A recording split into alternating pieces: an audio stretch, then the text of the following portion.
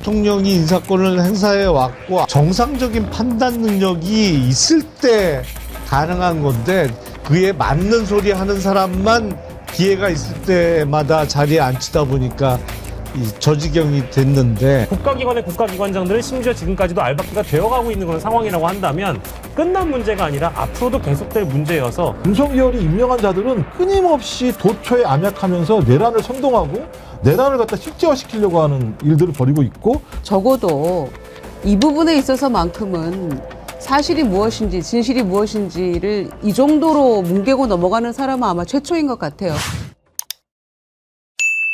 자, 어제 국회에서 박선영 진실화해 위원장인데요. 참, 여기도 염치가 없어요. 자기가 어떤 자리에 가야 될 사람인가를 모르는 것도 그렇지만 그때 그 자리에 가게 된 것이 언제였습니까?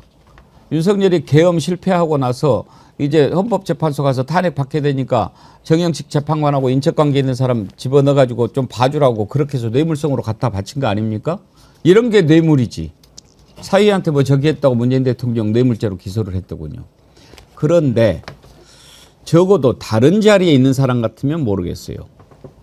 뭐 민주평통이나 뭐 그렇다면. 평통도 그래서는 안 되죠. 근데 진실화해위원장이라고 하는 자리에 있는 사람이 5.18에 북한군 투입에 대해서 어떻게 생각하느냐. 나 모른다. 그걸 몰라도 됩니까? 그 장면 한번 보시죠.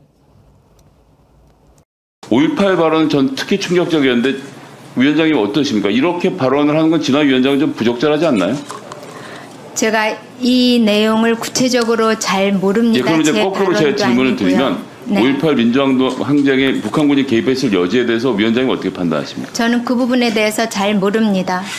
네, 잘 모르는 정도의 그런 어떤 역사적 인식과 소명 수준으로 위원장을 하신다는 게 좀 부끄러운지 아셔야 되는 게 아닌가. 제가 잘 저희가 모른다는 그 부분에 북한군의 대해서 개입설 그 문제에 대해서 이야기하는 거예요. 다시 묻겠습니다. 북한군의 개입설이 역사적 진실과 거리가 역사적 진실이 아니다. 이렇게 답변하세요. 그렇게 인정하십니까? 못하십니까? 답변을 강요하시면 안 되고요. 지금 진실화해위원회 위원장이 처음에도 그런 우려가 있어서 경고를 했고 또 오늘도 제가 이 인사를 시키면서도 최소한의 그런 역사인식에 대해서는 위원장이 갖춰야 될 기본이라고 생각해요. 근데 지속적으로 제가 답변의 기회를 드리고 완곡하니 말씀드린데도 그런 답변을 하신다면 그 자리에 계실 자격이 없어요. 퇴장해 주세요. 퇴장해 주세요. 퇴장 명령을 저한테 하실 수는 없는 것으로 압니다. 국회법상 지난번에 저를 강제 퇴장시키셨지만 그 권한 위원장님께는 없습니다. 국회법상. 그리고 모르는 걸 모른다고 하는데 그것이 무엇이 문제입니까? 자, 모르면서 안다고 말할 수는 없는 거죠. 위원장 명령 145조 가져오십시오. 자, 두 가지 짚어봅시다. 먼저 퇴장시킬 수 있습니까, 김영남 의원님? 일단 질서 유지권이 있죠. 그 위원장에게는 그 본회의장에는 의장이 이제 질서 유지권이 있는 거고 저기는 상임위 자리니까 그 상임위원회가 열리는 회의장의 질서 유지권은 위원장이 갖고 있는 거죠. 그러니까 질서 유지권의 그 발동으로 퇴장을 명한 건데 저렇게 나오는 경우는 거의 처음 보는 것 그러니까 같은데요. 그 퇴장을 시킬 수 있느냐 없느냐를 떠나서 아니 김유정 의원님 네. 다른 자리도 아니고 진실화해위원장이라고 하는 자가 이미 역사적으로 다 정리가 끝난 5.18 북한군 개입설에 대해서 나는 모릅니다. 계속 그렇게 할 수 있나요? 할 수 없습니다. 진실화해위원장이기 때문에 5.18의 북한군 개입설에 대해서 논란이 있지만 자기는 잘 모른다. 거기에 대해서 그렇게 말하는 거는 모르는 걸 모른다고 얘기하는데 뭐가 문제야 라는 거는 그 자리에 있을 자격이 없는 거예요. 왜냐? 진실화해위원장이기 때문에. 이미 5.18 진상규명조사위원회에서 명확하게 이 부분은 북한군 개입설은 허위임이 국가적으로 밝혀진 팩트입니다. 그 진실을 모르고 어떻게 진실화해위원장을 한다는 얘기입니까? 그러니까 저분은 자격이 없는 사람이 저기 앉아가지고 5.18 이 민주영령들에 대한 모욕을 다시 한번 하고 있는 거기 때문에 그 진실화해위 공무원 노조에서도 물러나라, 자격 없다, 너무 부끄럽다 이렇게 얘기하고 있는 거 아닙니까? 그러니까 역대 진실화해위원장이 뭐 이념적으로 뭐 논란이 있는 사람들이 있긴 했습니다만은 적어도 이 부분에 있어서만큼은 사실이 무엇인지 진실이 무엇인지를 이 정도로 뭉개고 넘어가는 사람은 아마 최초인 것 같아요. 그러니까 윤석열과 똑같은 사람을 진실화해위원장으로 앉혀놓은 거죠. 계엄의 와중에. 윤석열이 정말 나쁜 자. 너무 나쁜 사람이에요. 아니 뭘 챙겨주고 싶어도 그나마 좀 저기를 해야지 어떻게 저런 사람을 진실화해위원장으로 임명을 합니까? 그러니까 참 윤석열은 어디서 저런 사람들만 잘 모아야 되는지 잘 모르겠어요. 나쁜 자식이지만 정말. 그래서 그러니까 예를 들어 말씀하신 진실화위원회는 그러니까 국가가 기존 역사에서 국가 권력으로 폭력을 행사한 부분에 대한 진실을 밝혀서 그 진실을 밝힌 기반 위에서 앞으로 미래로 나아가기 위해서 화해의 기반들을 만들어야 되는데 아니 뭐 논란이 있는 건 알지만 무슨 논란이 있습니까? 진실 여부를 잘 모른다? 이 양반 법대 교수한 양반이에요. 법대 교수. 전부터 일부 극우 집단이 쓸데없이 논란을 벌이고 있는 건 압니다. 논란을 벌이고 있으나 진실은 명확하다.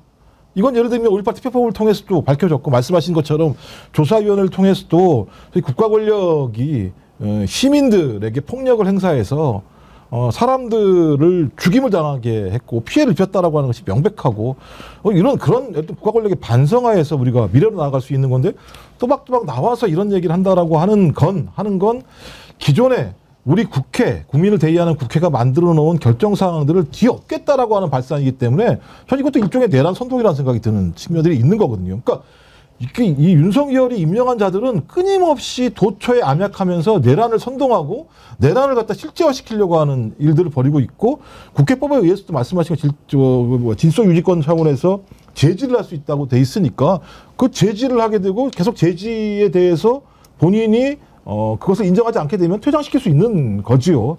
저는 저런 모습 자체가 윤석열 사단들이 보여주고 있는 일반적인 모습이기 때문에 어쩌면 저런 자들이 이제 저런 공간을 통해서 암약하고 있다가 위로 튀어 올라온 거 아니겠습니까? 전 그렇다면 이후라도 특별법을 만들어서 저런 사람들에 대해서 청소뿐만 아니라 저는 방역까지 해야 한다라고 생각을 합니다. 박영숙 에디터님, 제가 보기에 저자는 5.18이 뭔가를 모르는 것 같은데요. 그러니까요. 그러니까 5.18을 제대로 알고 있다라고 한다면 저런 대답이 나올 수가 없는 것이고요. 이분의 이력을 살펴보면은 모를 수가 없는 인간입니다. 그러니까 MBC 기자 출신을 했었고 국회의원도 제가 알기로는 재선까지 했던 걸로 알고 있고 그리고 하나 더 얘기하자면 최근에는 서울시 교육감 후보로도 나왔던 사람이에요. 교육감 후보입니다, 심지어.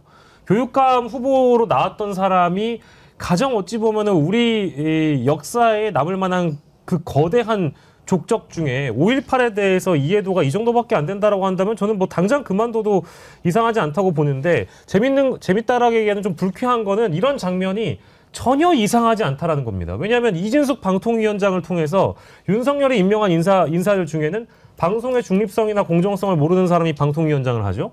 노동 인권에 대해서 모르는 김문수 같은 사람이 노동부 장관을 하고 있는 그런 나라였잖아요. 그러다 보니까 저런 인사의 모습이 전혀 신기하지 않게 받아들여진다라는 것이 너무 씁쓸하고 슬프고요. 다만 저게 내란범들과 내란 세력의 알박기 인사라고 우리가 그 측면에서 본다고 하면 정권이 바뀐 이후에도 국회 상임위에서 수많은 알박기 인사들이 저런 식으로 국민들을 두쪽낼 가능성이 너무 높다라는 겁니다.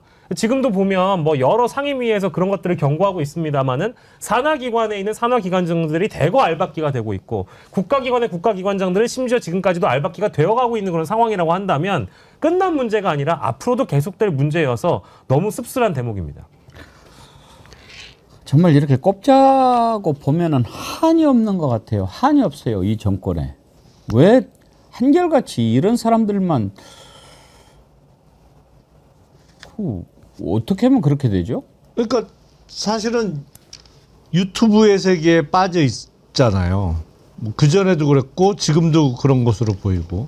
근데 유튜브도 뭐 골고루 보는 게 아니고 편중돼서 한쪽만 계속 본단 말이에요. 그러다 보니까 그걸 진짜로 믿어요.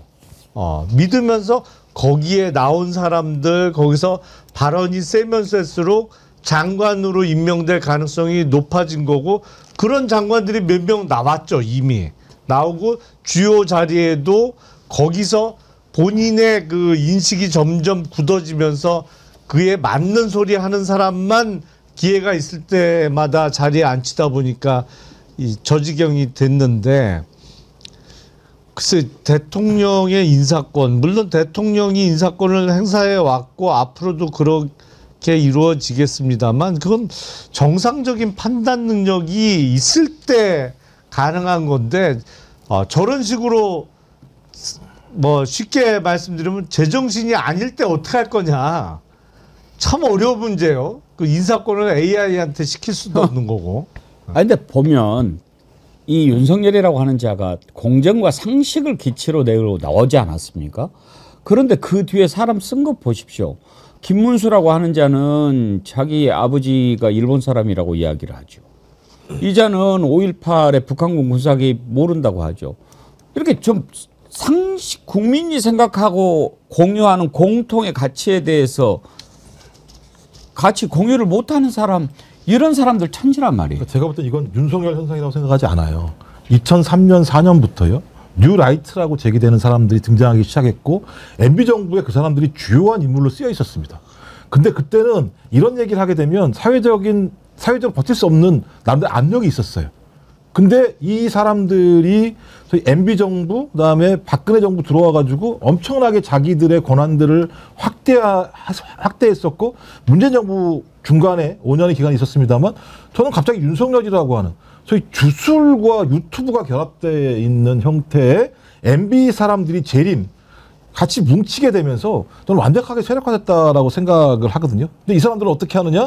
그냥 자기들의 생각을 펼치는 게 아니라 자기들의 생각들을 실제 현실에다가 박아넣으려고 하는 일들을 아주 쉼없이 해왔던 측면들이 꽤 있습니다. 좀 그래서 이제 새로운 정부가 6월 3일 이후에는 등장하게 될 건데 6월 3일 이후의 정부는 단지 내란의 문제만 완전 진압하는 문제뿐만 아니라 2003, 4년도부터 우리 헌법적 가치에 의해서 반독재 민주화 투쟁을 통해서 87년 헌법들을 만들어 왔던 이런 가치들을 무너뜨리려고 했던 2003년, 2004년부터 준동하기 시작했던 뉴라이트 계열의 말도 안 되는 반역사적, 반정치적 행위를 했던 사람들에 대해서도 저는 사회적인 압력을 통해서 이런 사람들마저도 어떤 형태로든지 정화될 수 있는 작업들에 대한 준비를 하지 않는다면 전 또 MB3가 전 재림할 거라고 봐요. 그 이후에.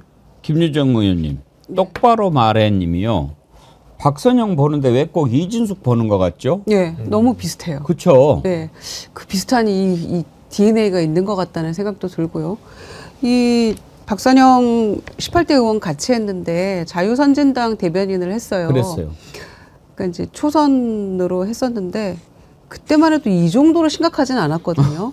이 정도로. 증세가? 네. 근데 와, 몇 년 사이에 이렇게 사람이 이게 본질이었나 싶기도 하고 또 남편 대법관 되려고 하는 시점에서는 또 좀 조용히 하고 있기도 했었거든요. 근데 이렇게까지 사람이 망가진 건지 본질을 우리가 미처 몰랐던 건지 모르겠습니다만은 적어도 국민의힘에서 5.18 관련한 망언했던 사람들에 대해서는 뭐 즉각 징계도 하고 또 5.18 정신을 헌법 전문에 넣는 게 뭐 자기네 당론이라는 얘기도 하고 그 정도로 어떤 염치는 가지고 있었는데 지금의 국민의힘이나 이 세력들은 그조차 다 버린 것 같아요. 그냥 같이 그냥 오히려 더 부안해동해서 더 이제 그 악화되고 있는 모습을 보이는데 적어도 진실화해위원장이 이 정도 수준의 얘기를 하면 좀 너무 부끄러운 이야기죠. 이걸 어떻게 모른다고 합니까?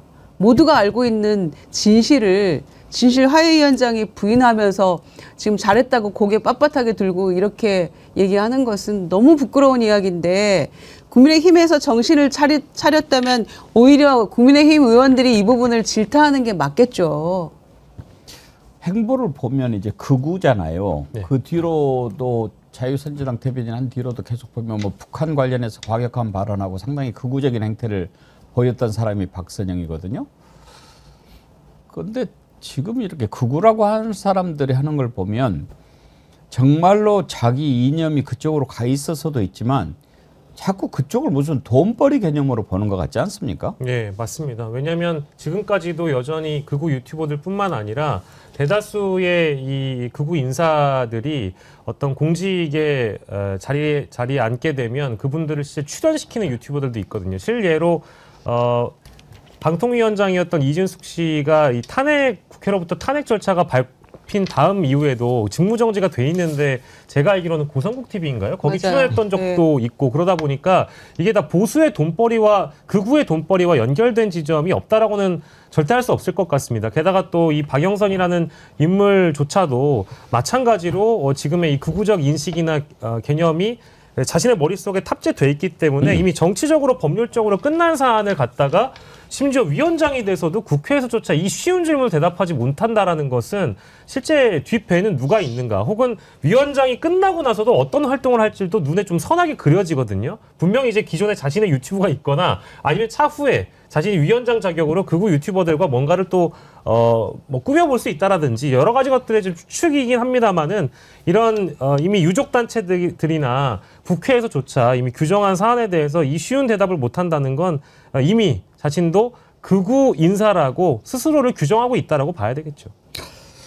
망둥어가 뛰니까 꼴뚜기까지 뛴다고 또 정광훈이도 말도 안 되는 짓에서 뭐 출마하고 막 그랬는데 원래 이제는 출마 자격도 없는 거예요. 뭐 어제 뭐 이런저런 해가지고 원래는 준비를 좀 했는데 여러분 좋은 주말 보내시는데 스트레스 받게 하고 해드리고 싶지도 않고 또 이런 자들이 노리는 게 자꾸 이런 식으로 좀 뭐 노출이 돼가지고 어떻게 좀 해볼까. 이자도 장사치 아닙니까? 뭐 헌금 많이 거두려고 하고 정말 좀 그러지들 마세요. 그리고 이런 자들한테 현혹되지 마세요. 그 참 그 시간 낭비고 부끄러운 낭비 아닙니까? 정말 이런 자는 스스로 이렇게 다 저기가 되게 돼 있으니까요.